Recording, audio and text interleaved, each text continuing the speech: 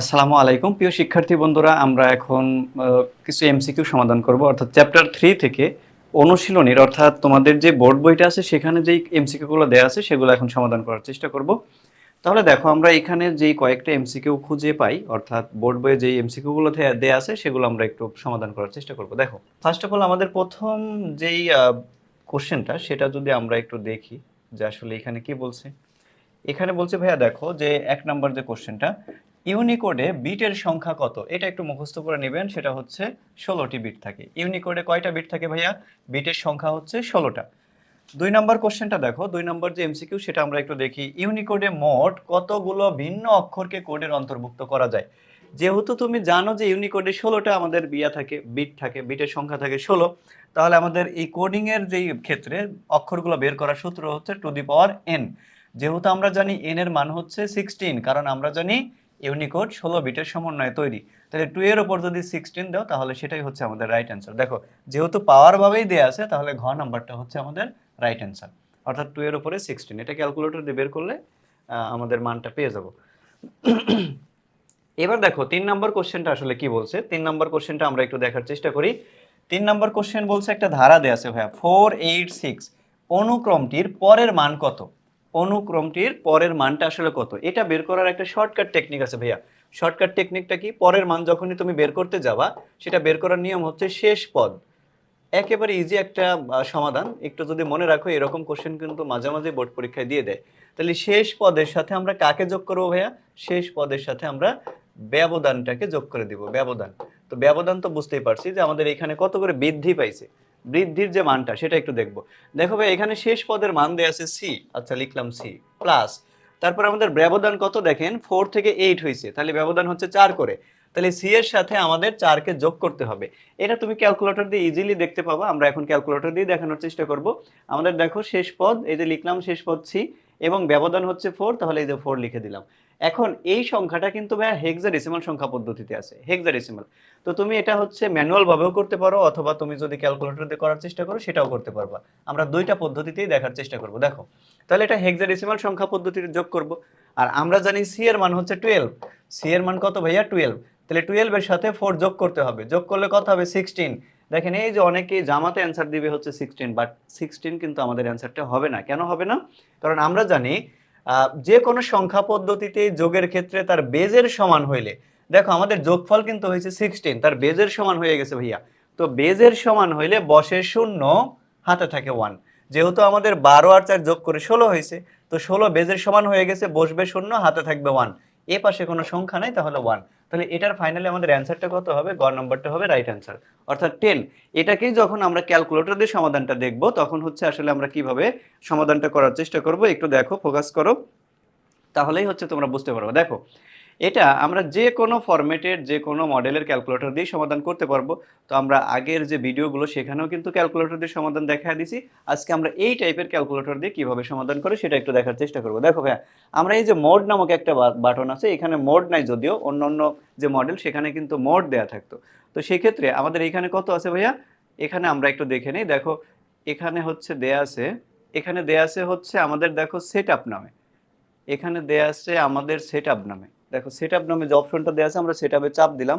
তো ভাই এবার দেখো, আমরা এই যে মেনু বা সেটআপ যে বাটনটা আছে, এখানে আমরা হচ্ছে চাপ দিলাম। চাপ দেওয়ার পর দেখো আসলে আমাদের কি কি অপশনগুলো আসলো। দেখো, ওই যে উপরে দেয়া আছে 1 2 3। তাহলে আমরা এই যে সাইড বাটনে চাপ দিয়ে আমরা 3 নম্বর অপশনে যাবো। এই যে 2 নম্বর অপশনে আসলাম, 3 নম্বর অপশনে চলে গেলাম। দেখো, এই যে বেজ মোডে চলে আসছে। এখন বেজ মোডে দেওয়ার জন্য আমরা 3-এ চাপ দিয়ে দিলাম। এই যে দ্যাটস ইট। এবার হচ্ছে আমাদের সংখ্যার যে ক্লাসিফিকেশন, অর্থাৎ বিভিন্ন সংখ্যা পদ্ধতির বেজ মোডে চলে আসলো। এখন আমরা কি করবো ভাইয়া? হেক্সাডেসিমালে চাপ দেবো। দেখো, এই যে এখানে এক্স টু দি পাওয়ার, মানে এক্স এর যে পাওয়ার আছে এটার মাথার উপরে যে এইচ ই এক্স হেক্সা লেখা আছে। তাহলে এই যে হেক্সাতে চাপ দিলাম। হেক্সাতে চাপ দেওয়ার পর ভাইয়া আমরা কি করব? আমাকে যোগ করতে বলছে সি প্লাস 4। তাহলে দেখেন তো ভাই, এখানে সি কোথায় আছে? এই যে দেখেন, এই যে এখানে সি আছে। এই যে এক্স এর পাওয়ার যেটা -1, এটার মাথার উপরে আমাদের সি লেখা আছে। তাহলে এই যে সি তে চাপ দিলাম, দেখেন এই যে সি উঠে পড়ছে। এবার এর সাথে প্লাস করব কত? প্লাস করব হচ্ছে আমরা 4, এই যে 4, এই যে +4 করলাম। এবার তুমি যদি একটা ইকুয়াল বাটনে চাপ দিয়ে দাও, তাহলে দেখো এই যে আমাদের অ্যান্সারটা চলে আসছে, এই যে 10। এটাই হচ্ছে আমাদের ক্যালকুলেটর দিয়ে যদি করার চেষ্টা করি তাহলে হচ্ছে আমাদের সমাধানটা। দেখো, আশা করি তুমি ম্যানুয়াল ভাবে করলে ওটাও করতে পারবো, বাট ক্যালকুলেটর দিয়ে করার চেষ্টা করবো, যাতে হচ্ছে সবচেয়ে ইজি ওয়েতে অনেক কম সময়ের মধ্যে তুমি সমাধানটা করতে পারো। তো এই হচ্ছে আমাদের ক্যালকুলেটরের মাধ্যমে কিভাবে সমাধান করতে হয়। তো এবার দেখো দেখি তাহলে আমাদের অ্যান্সারটা কত চলে আসছে ভাইয়া। অ্যান্সারটা কিন্তু আমাদের দেখো এখানে চলে আসছে কত 10, যেটা আমরা দুইটা পদ্ধতিতেই শিখে ফেললাম। এবার আমরা 4 নম্বর কোশ্চেনটার অ্যান্সার দেখি যে দশমিক সংখ্যা 12 এর 2 এর পরিপূরক টুয়াইস কমপ্লিমেন্ট কত।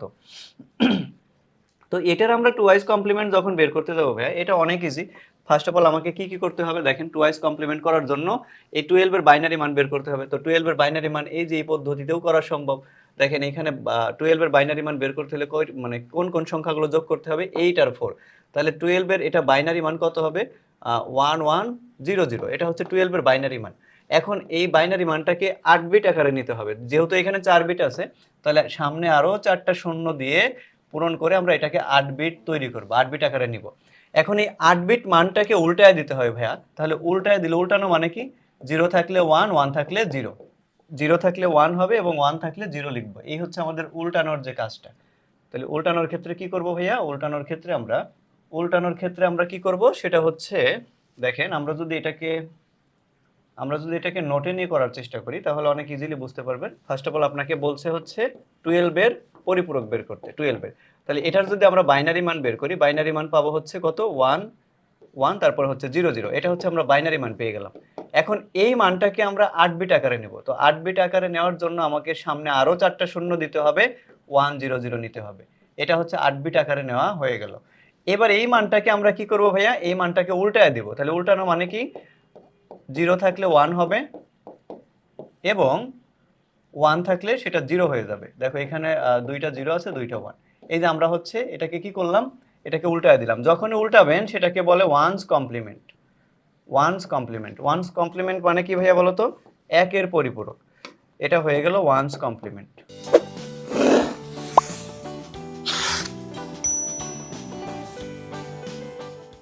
Once complement. এখন এই ওয়ান্স কমপ্লিমেন্টের সাথে তুমি যখনই এক যোগ করে দিবা ভাইয়া, যখনই এক যোগ করে দেবা সেটা টুয়াইস কমপ্লিমেন্ট হয়ে যাবে। তো যদি আমি এক যোগ করি, দেখো 1, 1 যোগ করলে 10 এর শূন্য, হাতে থাকবে 1, হাতের 1 নিয়ে আসো, 1, 1 যোগ করলে 10 এর শূন্য, হাতে থাকবে আবার 1, সেই 1টাকে নিয়ে আসো, এখানে কত হবে 1, দেন হচ্ছে এখানে 0, তারপরে 1, 1, 1, 1। এই হচ্ছে আমাদের মানটা, অর্থাৎ 4টা 1, 0, তারপরে হচ্ছে 100। 4টা 1, 0, 100। দেখো আমরা যদি অপশনগুলো মেলানোর চেষ্টা করি তাহলে দেখো কোথায় আছে, 4টা 1, 0, তারপরে 100। এই যে গ নম্বরটা হচ্ছে আমাদের রাইট অ্যান্সার। এই দেখো এই যে এটাই হচ্ছে আমাদের রাইট অ্যান্সার। আমরা এটা একটু দেখার চেষ্টা করি। দেখো ঘ নাম্বারটা, অর্থাৎ 4টা 1, তারপরে 0, তারপরে 100। এটাই হচ্ছে আমাদের রাইট অ্যান্সার। এটা হলো টুয়াইস কমপ্লিমেন্ট।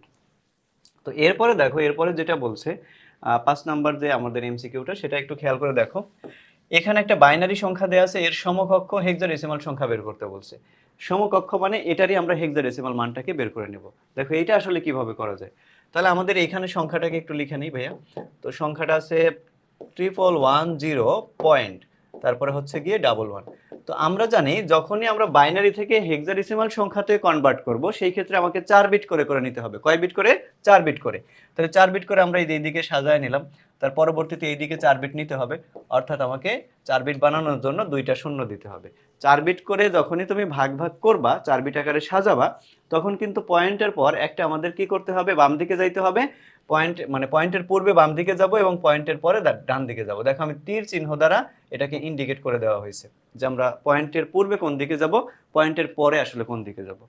Okay fine. এবার যেহেতু 4 বিট আকারে থাকে তাহলে 1, 2, 4, 8 4 বিট আকারে নিলাম।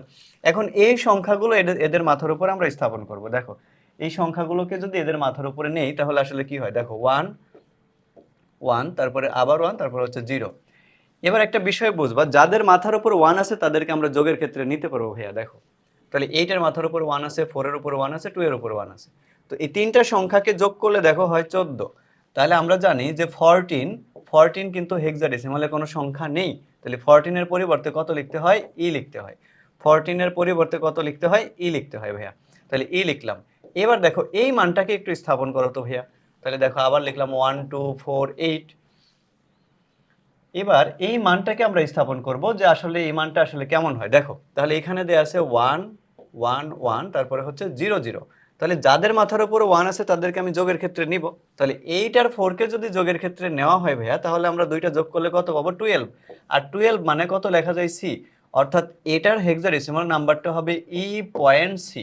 এবার আমরা একটু অপশনগুলো খুঁজে দেখি ই পয়েন্ট সি কোথায় আছে। দেখেন এই যে আমাদের গ নম্বর মানে অপশনটাতে দেওয়া আছে ই পয়েন্ট সি, তাহলে এটাই হচ্ছে আমাদের রাইট অ্যান্সার। এইভাবে আমাদের হচ্ছে সংখ্যা পদ্ধতির যে রূপান্তরগুলো সেগুলো করতে হয়। নেক্সট যে আমরা 6 নম্বর এমসিকিউটা যদি দেখি, দেখো এখানে কি বলছে। 6 নম্বর বলছে যে গেটের সকল ইনপুট 0 হলে আউটপুট 1 হয় সেটা দেখ, মানে কোনটা কোনটা হবে সেটা চেক করতে হবে। আমরা দেখো অপশনগুলো চেক করবো ভাইয়া। দেখো ফার্স্ট অফ অল বলছে ন্যান্ড গেট, তো ন্যান্ড গেট কিসের কাজ করে? বিপরীত গুণের কাজ করে, বিপরীত গুণের কাজ। এখন এটার একটু অপশনটা চেক করি। ন্যান্ড গেট যেহেতু বিপরীত গুণের কাজ করে, আমাকে বলছে সকল ইনপুট 0 দিতে হবে, তাহলে এখানেও 0 দিলাম, এর মানও 0 দিলাম, বি এর মানও 0 দিলাম। ওকে ফাইন, তাহলে 0 0 গুণ করলে 0 হবে, আর তার মাথার উপরে বার আছে, তার মানে 0কে উল্টায় দিতে হবে, 1 হবে। দেখো আমাকে বলছে সকল ইনপুট, এই যে আমি সকল ইনপুট কিন্তু ভাইয়া 0 ধরছি, 0 ধরলে আউটপুট কিন্তু 1 হয়, তার মানে প্রথম অপশনটা রাইট। এবার দ্বিতীয় অপশনটা চেক করো ভাইয়া। দ্বিতীয় অপশনটা কি বলছে? নর গেট। নর গেট কিসের কাজ করে? নর গেট হচ্ছে বিপরীত যোগের কাজ করে। এই দেখেন নর গেট হচ্ছে বিপরীত যোগের কাজ করে। তাহলে দেখেন এইখানেও যদি আমি দুইটা ইনপুট 0 ধরি, তাহলে 0 প্লাস 0 তার মাথার উপরে বার, তাহলে 0 0 যদি যোগ করো তাহলে কত হবে? 0 তার মাথার উপরে বার, তো 0 কে যদি উল্টায় দাও তাহলে কত হবে? 1। তার মানে নর গেটেরও যদি আমি সবগুলো ইনপুট 0 নেই তাহলে কিন্তু আউটপুট 1 পেয়ে যাবো। ওকে ফাইন, এইবার দেখো অর গেটটা আমরা একটু চেক করি ভাইয়া। অর গেট কিসের কাজ করে? অর গেট শুধুমাত্র যোগের কাজ করে। তাহলে অর গেটের ক্ষেত্রে সকল ইনপুট যদি 0 নেই, 0 কেন নিব? কারণ আমাকে কোশ্চেনে বলছে সকল ইনপুট 0, তাহলে 0 0 যোগ করলে কত হবে? 0। তাহলে অর গেটের ক্ষেত্রে সকল ইনপুট যদি তুমি 0 নাও তাহলে কিন্তু আউটপুট 1 হবে না। তাহলে আমাদের অপশনে হচ্ছে 1 এবং 2 নম্বর যে অপশনটা সেটা কিন্তু রাইট, অর্থাৎ আমাদের রাইট অ্যান্সার হবে ক নম্বরটা। ক হচ্ছে রাইট অ্যান্সার। এবার আমরা পরবর্তী কোশ্চেনের সমাধানটা দেখি। দেখো 7 নম্বর যে কোশ্চেনটা, এখানে কিন্তু একটা উদ্দীপক দেয়া আছে, সার্কিট দেয়া আছে। এখানে এই উদ্দীপকের সার্কিট থেকে আমাদের এফ এর মান বের করতে বলছে। এই দেখেন এফ এর মান। তাহলে আমরা আগে বের করি যে এফ এর মানটা আসলে কি হয় ভাইয়া। দেখো এফ এর মানটা আগে বের করে নাও। এ তার দিয়ে প্রবেশ করছে এ। আচ্ছা আমরা এটা থেকে আমরা একটু নির্ধারণ করি। দেখো ভাইয়া এ তার দিয়ে এ প্রবেশ করছে, ওকে ফাইন, এ প্রবেশ করলো। এই তার দিয়ে বি প্রবেশ করছে, বি প্রবেশ করার পর এটা হচ্ছে গুণের কাজ করে ভাইয়া, আর এটা হচ্ছে বারের কাজ করে, তাহলে এ ইন্টু বি হোল বার। তো এটা যখন এখানে আসবে দেখো ভাইয়া এ তার দিয়ে প্রবেশ করছে এ, ওকে ফাইন লিখলাম এ, আর এটা হচ্ছে এক্সক্লুসিভ গেটের কাজ করে, অর্থাৎ এক্স নর গেটের চিহ্ন এটা। তাহলে এই পাশ দিয়ে প্রবেশ করলো কি, মানে এই তার দিয়ে প্রবেশ করছে কিন্তু এ ইন্টু বি বার। দেখেন ভাইয়া বুঝতে পারেন কিনা, আবারও বলি। উপরের তার দিয়ে প্রবেশ করছে এ, নিচের তার দিয়ে প্রবেশ করছে এ বি বার, এই যে এ বি বার লিখে দিলাম। এটা কিসের চিহ্ন? এক্সক্লুসিভ চিহ্ন বা এক্স অর্গেটের চিহ্ন। এটা কিসের চিহ্ন? বারের চিহ্ন। এই দেখেন মাথার উপরে হোল বার। তো এইটাই হচ্ছে আমাদের পাইলাম যে এফ এর মানটা। এখন এই এফ এর মানকে অবশ্যই সরল করতে হবে, কারণ এই রকম মান কিন্তু অপশনে একটাও দেয়া নাই দেখেন। তাহলে অবশ্যই সরল করে আমাদের কি করতে হবে? একটা ইজি মানে নিয়ে আসতে হবে, মানে অপশনের মতো করে নিয়ে আসতে হবে। তাহলে এখানে একটা সূত্র আছে ভাইয়া, সূত্রটা যদি তোমাকে বলি যে A exclusive B whole bar, এটা সমান লেখা যায় A bar B bar plus A B, A bar B bar plus A B, এটা কিন্তু লেখা যায় A bar B bar plus A B. Okay fine, তাহলে আমরা লিখলাম A bar B bar plus A B. তাহলে দেখেন এই যে জিনিসটাকে, এটাকে যদি আমি এ ধরি, দেখো তাহলে আমাদের জন্য ইজি হয়ে যাবে জিনিসটা। এটাকে যদি মনে করো যে এ, আর এই যে এতটুকু জিনিসটাকে যদি ধরো বি, তাহলে A exclusive B whole bar, দেখো এটার মতোই হয় কিনা, এ এক্সক্লুসিভ বি হোল বারের মতোই হয় কিনা। তাহলে সূত্রটা কি ভাইয়া? এ বার ইন্টু বি বার। তাহলে এখানে এটা কে? এ, ইন্টু বিটা কে ভাইয়া? বিটা হচ্ছে A B bar. Okay fine, তারপরে দেখো তাহলে এ বার ইন্টু বি বার, দেখো এ বার ইন্টু ই বি বার, তাহলে এর মাথার উপরে বার হবে, আর বির মান লিখছি, বি এর মাথার উপরেও কিন্তু বার হবে। কথা বুঝলেন না বুঝেননি? কথা বুঝতে পারছেন না বুঝেন নাই? দেখেন বিষয়টা ভাইয়া। তাহলে এ এক্সক্লুসিভ বি, আমি এটাকে নোটে নিয়ে আপনাদের আরেকটু বেটার করে বোঝানোর চেষ্টা করি। দেখো এটা একটু জটিল আছে, যদি বুঝো তাহলে অনেক ইজি হবে। A exclusive B, A exclusive B bar. Okay fine, দেখো আমাদের এমসিকিউটা ছিল এরকম, এ এক্সক্লুসিভ এ বি বার মাথার উপরে হোল বার। তো দেখো আমরা কি জানি ভাইয়া? আমরা জানি হচ্ছে এ এক্সক্লুসিভ বি যদি থাকে তার মাথার উপর হোল বার, তাহলে এটাকে ভাঙলে পাওয়া যায় A bar B bar plus হচ্ছে এ B. Okay fine, A bar B bar plus A B. এখন আমি এখানে আসলে কি ধরছি দেখো, এখানে হচ্ছে আমি মূলত ধরছি এটাকে এ, এটাকে এ মনে করছি, আর এটাকে বি মনে করছি। ওকে ফাইন, এটাকে এ মনে করলাম, এটাকে বি মনে করলাম, তাহলে একটাকে এ ধরলাম, একটাকে বি ধরলাম। তাহলে আমাদের সূত্রটা কি হবে ভাইয়া? আমাদের সূত্রটা হবে এ ইন্টু, দেখেন কি বলছে, এ বার ইন্টু বি বার, তাহলে এই যে এবার দিলাম দেখো। আচ্ছা, বিষয়টাকে আমি এইভাবে আরেকটু বেটার করে দেখানোর চেষ্টা করি।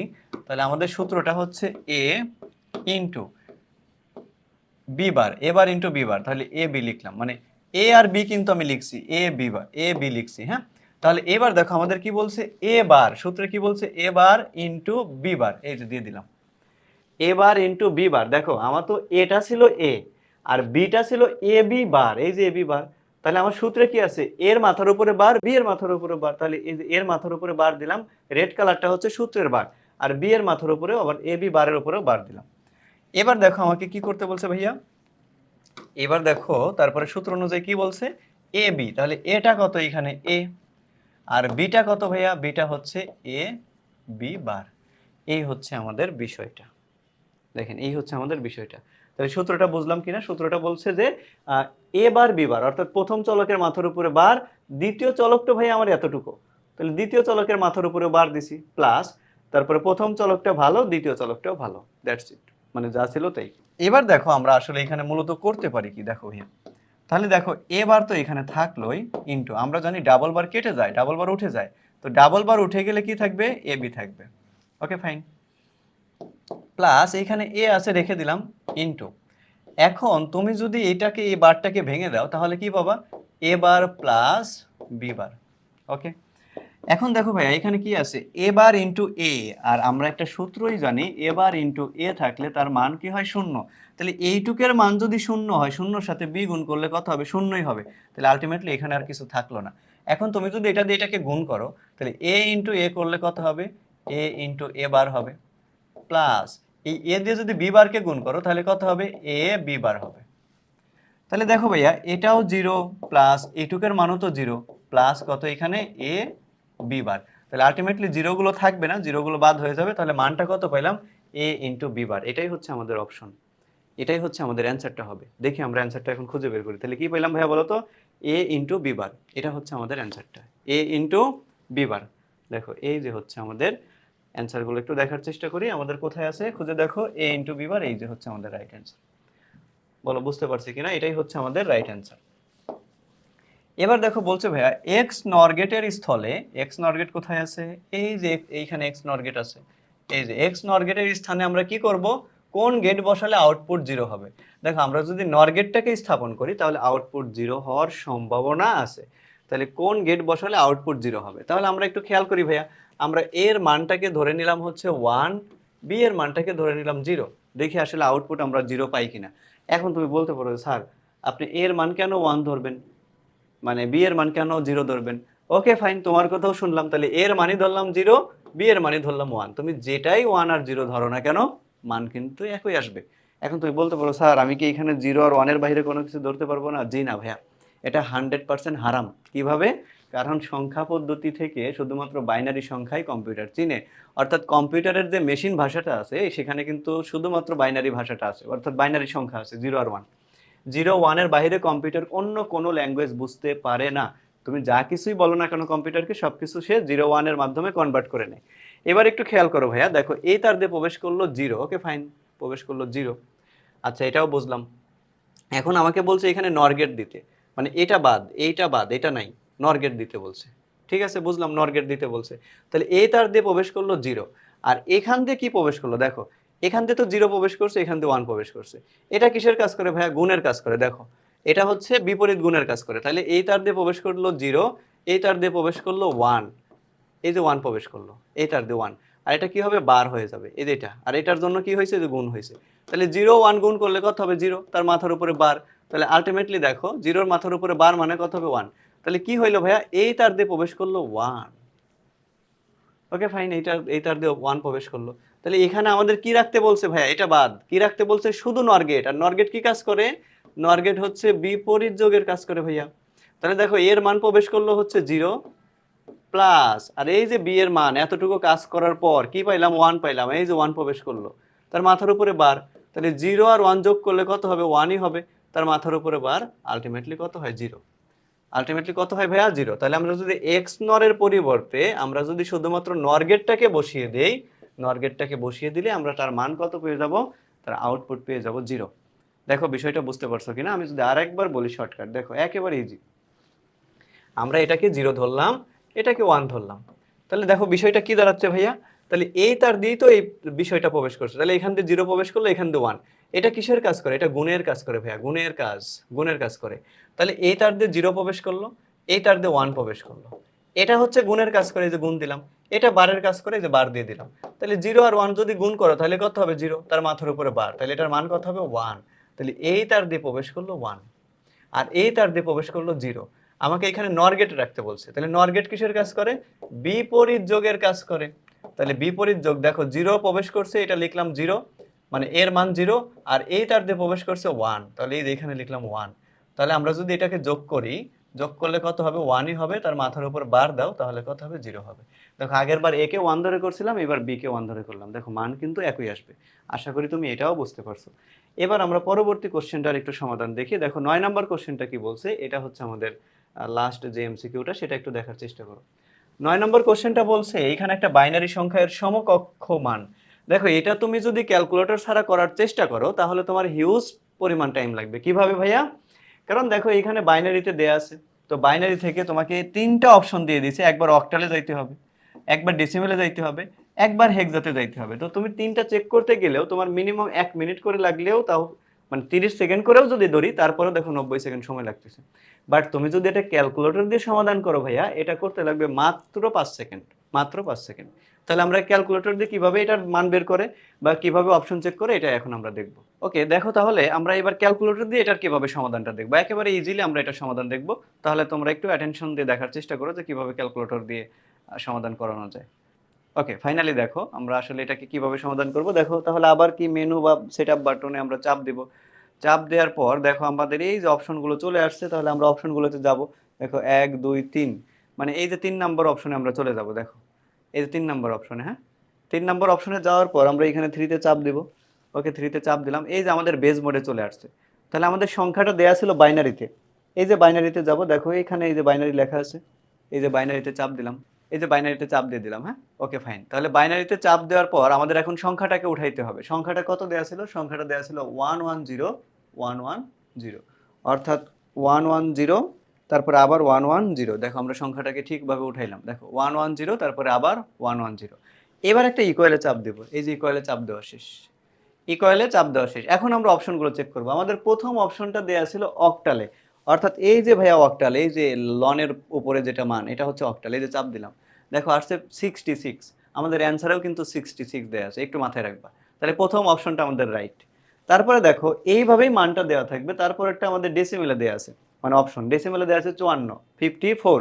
এবার আমরা এই যে ডেসিমেলে চাপ দিলাম, এই দেখো ডিইসি, ডেসিমেলে চাপ দিলাম, দেখো এই যে 54 চলে আসছে। তার মানে এই দ্বিতীয় নাম্বার অপশনটাও রাইট।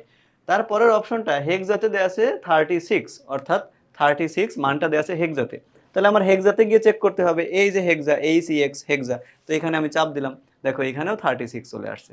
তার মানে তুমি সংখ্যাটা ওঠানোর পর শুধু অপশনগুলো চেক করবা, দেখবা তিনোটা অপশনই মিলে গেছে। এটাই হচ্ছে আমাদের ক্যালকুলেটর দিয়ে ইজিলি এমসিকিউ গুলো সমাধান করার নিয়ম। তাহলে আমাদের যদি দেখি যে অপশনগুলো, দেখো ভাইয়া, তাহলে এখানে অপশনগুলো আমাদের কিন্তু 3টাই রাইট, অর্থাৎ আমাদের প্রথম অপশনটাও রাইট, এটার মান এই যে এটাকে কনভার্ট করলে 66 পাইছি। এই অপশনটাও রাইট, এটাকেও যদি আমরা কনভার্ট করি 54 পাইছি। এই অপশনটাও রাইট, এটাকে কনভার্ট করলে কত পাইছি ভাইয়া বলো তো? 36। এই হচ্ছে আমাদের যে এই বাইনারি মানটার অ্যান্সারগুলো, অর্থাৎ বাইনারি মানের সমকক্ষ মানগুলো এটা। তাহলে এখানে আমাদের রাইট অ্যান্সারটা হবে ঘ নাম্বারটা, অর্থাৎ তিনোটাই হচ্ছে আমাদের রাইট অপশন। তাহলে এই হচ্ছে আমাদের ছিল অনুশীলনীর যে এমসিকিউ গুলোর সমাধান। আমরা পরবর্তী ভিডিওতে অনুশীলনী থেকে যেই বোর্ড কোশ্চেনগুলো দেওয়া থাকে অথবা সিকিউ কোশ্চেনগুলো দেওয়া থাকে সেগুলোর সমাধান করব। সে পর্যন্ত সবাই ভালো থাকেন, সুস্থ থাকেন। আসসালামু আলাইকুম।